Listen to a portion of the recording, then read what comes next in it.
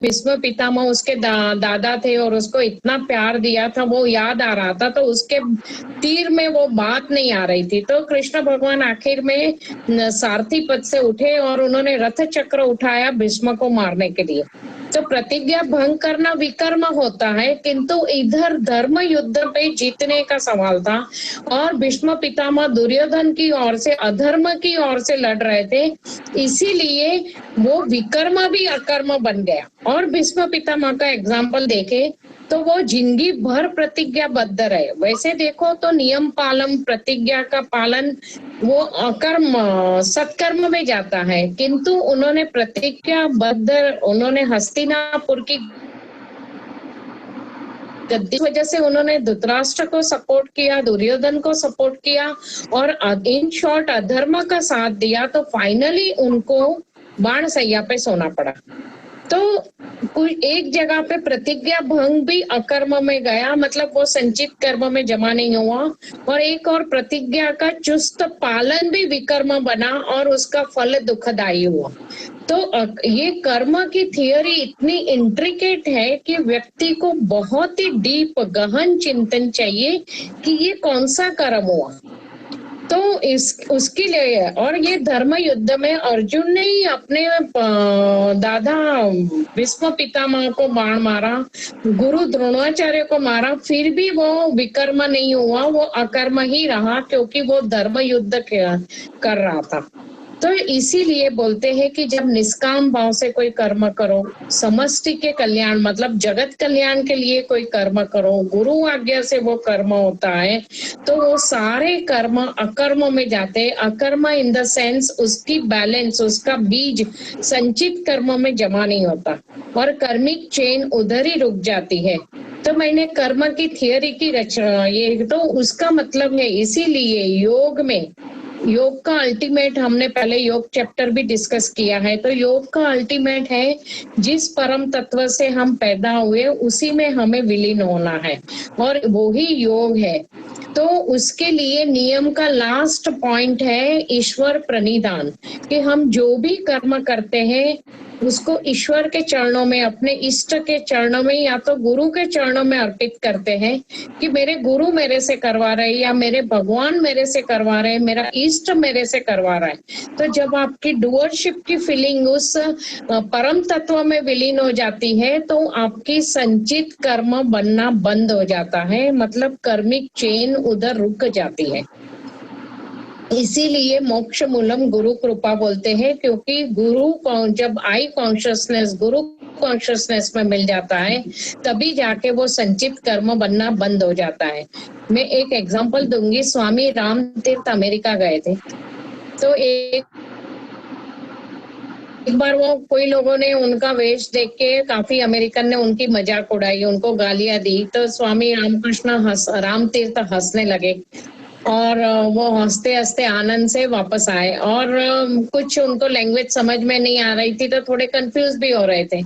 तो वो जब जिसके घर, यजमान के घर ठहरे थे, वो वापस आए तो वो यजमान ने पूछा, आज आप बड़े मस्त दिख रहे हो, हंसते हंसते वापस आए। तो बोले, आज तो लोगों ने राम की मजाक उड़ाई, राम को बहुत उन्होंने टांग खिंचाई की, तो बोले मुझे बहुत आनंद आया, इसलिए मुझे हंसी छूट रही थी कि राम की आज बड़ी मजा आई है। तो हमें नहीं आ रही थी तो राम कंफ्यूज भी हो रहा था। तो ये यजमान को सरप्राइज लगा, ये कौन से राम की बात कर रहे हैं? तो बोले, कौन राम, को इसकी बात कर रहे? बोले, अरे राम की खिंचाई हो रही थी। तो बोले, किसकी खिंचाई? तो वो हंसे, बोले, राम तीर्थ के अंदर के राम की। तो फिर उनको उसने बोला कि मेरे अंदर उसकी खिंचाई हो रही थी और मैं उसका मजे ले रहा था। मतलब मेरे अंदर का जो परम तत्व है उस परम थे और मैं साक्षी भाव से देख रहा था। तो जब ये व्यक्ति, हम जीवन का प्रत्येक कर्म साक्षी भाव से करते हैं कि मेरे पति के लिए या मेरे बेटे के लिए भी मैं खाना बना रही हूँ, ये खाना मुझे, ये पति और बेटा भी मेरे मालिक ने दिया है सेवा के लिए, मेरे गुरु ने मेरे लिए संबंध बनाए, तो मैं उनको ये मेरा कर्म अर्पण करती हूँ।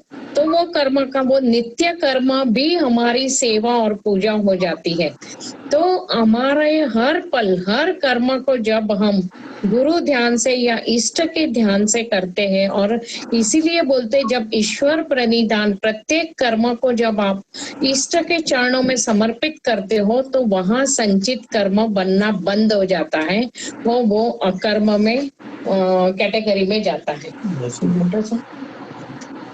अभी इन्होंने जो कहा कि हमें क्रिटिसिज्म से डरना नहीं चाहिए, तो इसके पीछे भी एक अच्छा दृष्टांत है जो अभी मैं बता रहा हूँ कि पूर्व काल में राजा श्रेणी जो महावीर स्वामी और बुद्ध के समकालीन थे, तो राजा श्रेणी के जमाने की ये बात है कि एक बार उनका जो रथवान था, वो रथवान अपने घर से रथ लेके राजा के महल की तरफ जा रहा था। तो रास्ते में सामने से एक साधुओं की मंडली आ रही थी। तो वो रथवान ने अपने बेटे को बोला, जो उसके साथ में था रथ में, तो उसने अपने बेटे को बोला कि साधु लोग जब नजदीक आएंगे तो मैं रथ खड़ा रखूंगा, तो तू भी उनको प्रणाम करना, मैं भी प्रणाम करूंगा। तो उसके बेटे ने बोला कि क्या ये सब धतिंगी लोग हैं, ढोंगी लोग हैं, पाखंडी लोग हैं, तो मैं उनको प्रणाम नहीं करूंगा, आप भी प्रणाम मत करना। तो रथवान ने उसको बोला कि ऐसा नहीं बोलते, तो ये सब लोग सरीके नहीं होते हैं, तो एटलीस्ट तो उनको हम प्रणाम तो करना ही चाहिए, रिस्पेक्ट तो देना अपना धर्म है। तो फिर जब वो साधु मंडली नजदीक आई तो रथवान ने रथ खड़ा किया और उसे प्रणाम किया। तो उन लोगों ने भी उसी तरह से रिस्पॉन्स दिया।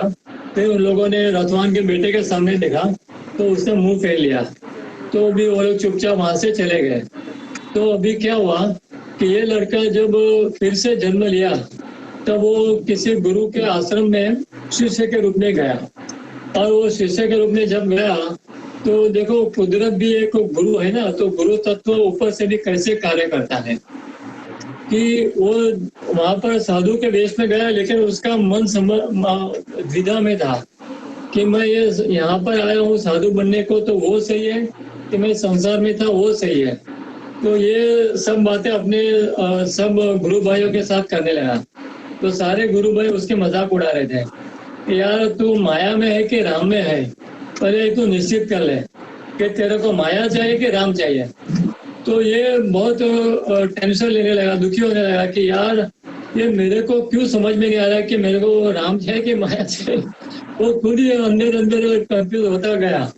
तो एक दिन इतना वो उसका पराकाष्ठा पे आ गया कि आखिर में वो आचार्य को जाके मिला। उसने आचार्य को प्रणाम करके बोला कि आचार्य जी मुझे ये तकलीफ हो रही है कि कंफ्यूज हो रहा हूँ कि मैं यहाँ पे आया हूँ तो ये सही है कि बाहर में संसार में था वो सही था। तो आचार्य ने हंस के जवाब दिया कि अभी मैं तेरे को एक दिव्य दृष्टि देता हूँ, तो देख ध्यान में कि ये तेरे साथ क्यों हो रहा है। तो फिर उन्होंने जब उसको दिव्य दृष्टि दी तो उसने ध्यान में देखा कि पूर्व जन्म में उसने किस तरह से साधुओं को पाखंडी बोला था, ढोंगी बोला था, धुतेंगी बोला था। तो उसको समझ में आया कि ये एक मैंने वाचिक कर्म किया। जैसे इन्होंने बोला कि 3 प्रकार के कर्म भी होते हैं, एक कायिक, वाचिक और मानसिक। तो ये सिर्फ वाचिक कर्म था, तो भी उसको किस तरह से कुदरती गुरु तत्व ने उसको एक पाठ पढ़ाने के लिए एक घटना की रचना की। इस तरह से ऐसी ऐसी बड़ी बड़ी रचनाएं भी हमने देखी है कि कोई सोच भी नहीं सकता। तो ये डे टू डे अफेयर में हमारे जीवन में भी घटे जाती ही है, चाहे वो हमारे रिलेटिव्स के द्वारा हो, चाहे फ्रेंड्स के द्वारा हो, चाहे पार्टनर के द्वारा हो, चाहे फिर फ्रेंड के द्वारा हो, किसी के भी द्वारा हो, किसी भी रूप में वो हमारा लेना देना जिसके साथ बाकी होता है, चाहे वो मानसिक कर्म हो, चाहे वाचिक हो, चाहे कायिक हो, वो सामने आके मिलते ही मिलते हैं और अपना हिसाब चुकता करके चले जाते हैं। तो इस तरह से जब वो लड़के को मालूम पड़ा कि मैंने ऐसा कर्म किया है तो उससे माफी मांगी, तब जाके उसके आचार्य ने उसको आशीर्वाद दिए और बोला कि चल अभी तूने रियलाइज कर लिया ना कि कभी किसी के बारे में पूरी जानकारी लिए बिना उसको क्रिटिसाइज नहीं करते हैं, और क्रिटिसाइज करते हो तो हमें ही वो भोगना पड़ता है। इसलिए एक बात ठान के रख लो मन में कि आपको जब भी कोई क्रिटिसाइज करे ना तो आप हंसो, क्यों हंसना चाहिए? क्योंकि वो आपका पाप खा रहा है। आपको दुखी होने के बजाय लोग बोलते हैं इसने मेरे को ऐसा बोला वैसा बोला, दुखी हो गए, सामने रिएक्ट कर दिया, हाँ तो नया कर्म खड़ा कर दिया। अरे उससे अच्छे आप खुश हो, तो मेरा पाप खा रहा है और मैं उसका पुण्य खा रहा हूँ। उसका पुण्य निश्चित रूप में आपको मिलेगा ही मिलेगा, क्योंकि वो उसका पुण्य आपको दे रहा है और आपका पाप खा रहा है। तो ये लेन देन की भारी है। तो इसलिए इस तरह से क्रिटिसिज्म से डरो मत, लेकिन खुश हो बस। इसीलिए अध्यात्म कहता है आए का आदर, शरण आए की लाज। बुद्ध के पास अंगुलीमल जैसा पापी आया कि जो लोगों की उंगलियां काट काट के गले में लटकाता था, इतने पाप उसने किए थे। पर जब वो बुद्ध की शरण में आया तो बुद्ध ने उसको स्वीकार किया, किंतु फल तो कर्म का भुगतना ही है। तो ऐसे ऐसी जगह पे उसको भिक्षा के लिए बेचते थे कि जहां उसने ऐसे लोगों को मारा था, उसकी उंगलियां गले में लटकाई थी, तो लोगों ने उसको पत्थर मारे, गालियां दी, बहुत मार भी पड़ी, क्योंकि कर्म फल तो फलित होना ही है। तो कर्म किए तो फल तो भोगना ही पड़ेगा। पर साथ में गुरु का आशीर्वाद था, तो फाइनली वो भोगते भोगते उसमें से निकल गया। इसीलिए कितना भी पापी हो, पर किंतु आध्यात्म कहता है वो शरण में आए, गुरु की शरण में आए, तो गुरु उसको राह देता है कि अभी तू सही मार्ग पे चल, और उसके पहले कर्म जो हुए हैं वो भी भोगवा देता है। किंतु गुरु ध्यान से वो कर्म भोगने की क्षमता भी उसके अंदर आ जाती है, और वो हंसते हंसते भोग के निकल भी जाता है। इसमें गुरु का फाइनली इसीलिए बोलते हैं कर्मिक चेन। गुरु मिलने के बाद जब आप पूरे सरेंडर हो जाते हो, गुरुमय हो जाते हो, तब जाके कर्मिक चेन रुक जाती है। गुरु का महत्व जानने के लिए एक बार नारद जी और विष्णु भगवान का संवाद हुआ। तो नारद जी बोले कि मैं तो आपका परम भक्त हूँ, मेरे को गुरु की क्या जरूरत। तो विष्णु भगवान बोले गुरु तो होना चाहिए, गुरु बिना गत नहीं।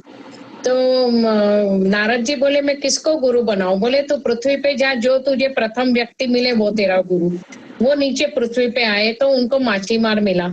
तो फिर उनको नारद जी को बोला, नारद जी को मन में अहंकार पैदा हुआ कि मैं इतना महान भक्त एक माछीमार को कैसे गुरु बनाऊं। तो वो वापस ऊपर वैकुंठ गए और विष्णु भगवान को बोले एक माछीमार को वो मेरा गुरु नहीं हो सकता, मैं माछीमार को कैसे गुरु बनाऊं। तो विष्णु भगवान बोले मैंने बोला था कि जो तुझे पहला व्यक्ति मिले वो तेरा गुरु, तो तू गुरु का ही अपमान कर रहा है। तो अभी तेरे को 84 लाख योनि के फेरे अभी फिर से घूमने पड़ेंगे। तो नारद जी बहुत डर गए, रोने लगे, बोले उनके चरण में गिर गए, बोले आप ही मुझे अभी इसमें से निकालो। बोले मैं नहीं निकाल सकता, गुरु ही तेरी भली करे, तेरे को गुरु के पास ही जाना पड़ेगा, वो तेरा गुरु है। तो वो वापस नीचे आए और माछी मार के चरण पकड़ लिए कि आप मेरे गुरु हो, आप ही मेरे को इसमें से निकालो, मैं तो ये फंस गया, ये 84 लाख फेरे योनि में फिर से जाना पड़ेगा। तो फिर वो माछी मार मुस्कुराया, उसने भी तो अपने विष्णु भगवान का ध्यान किया, और उसने बोला तो एक काम कर, नारद जी को बोला कि एक चित्र बना, उसमें 84 लाख योनि का चित्र होना चाहिए, और बोले वो चित्र पे तो पूरा पांव घुमा ले, तेरी 84 लाख योनि पूरी हो गई और तो उसमें से फ्री हो गया। तो ये क्या है कि गुरु ही भली करे, गुरु के बिना गत नहीं, बिना गुरु मोक्ष नहीं। ये कर्मिक चेन नहीं तो ऐसी चलती रहती है, मानसिक वाचिक कायिक कर्म, कि कोई उसमें से